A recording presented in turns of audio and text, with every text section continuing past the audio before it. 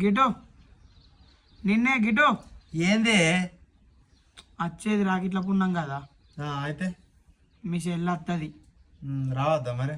నేను రావద్దని అన్నానా? ఇంటి ఆడిబిడ్డనే అత్తో 4 రోజులు ఉండిపోతుంది. ఏమని అద్దన్నాడు ఏ పడుతుంది? మరి ఏంది ముచ్చటైంది?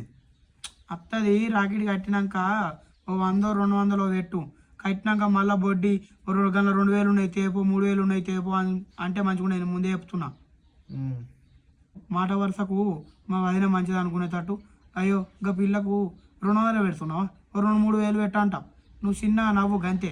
ఆమె మనసులో అబ్బా మా వదిన పెట్టువన్న ఏం బాడుకో పెడతలేడు అనుకుంటుంది.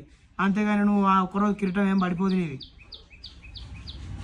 గట్లా కాదే, ఇప్పుడు నువ్వు మీ ఇంటికి పోతావు కదా రాకెట్ల పండుగ పోతా.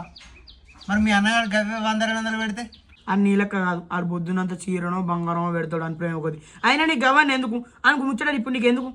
కాదే, ఇప్పుడు నువ్వు వదిన ఇక్కడ ఇట్లా చెప్తున్నావు కదా, మీ వదిన కూడా మీ అన్న గట్ల చెప్తే ఎట్లుంటుంది? మా వదిన గట్ల చెప్పేది. మా వదిన మంచిది. మొన్ననే 10,000 చీర పెట్టింది రాకెట్ల పండుగ. ఇప్పుడు 15,000 చీర పెడుతుంది కావచ్చు. అక్కడో తీరు ఇక్కడో తీరా? నువ్వు సంపాదించుకొచ్చిన గొద్దెలు ఆ బీరోలు ఉన్నాయి, తీసుకోపోయి పెట్టుకో. ఈ నలుగు రథాలు మనవాళ్ళగా ఇష్టం వచ్చినట్టు చేసుకోపో. ఏంది నల్లి కుడతా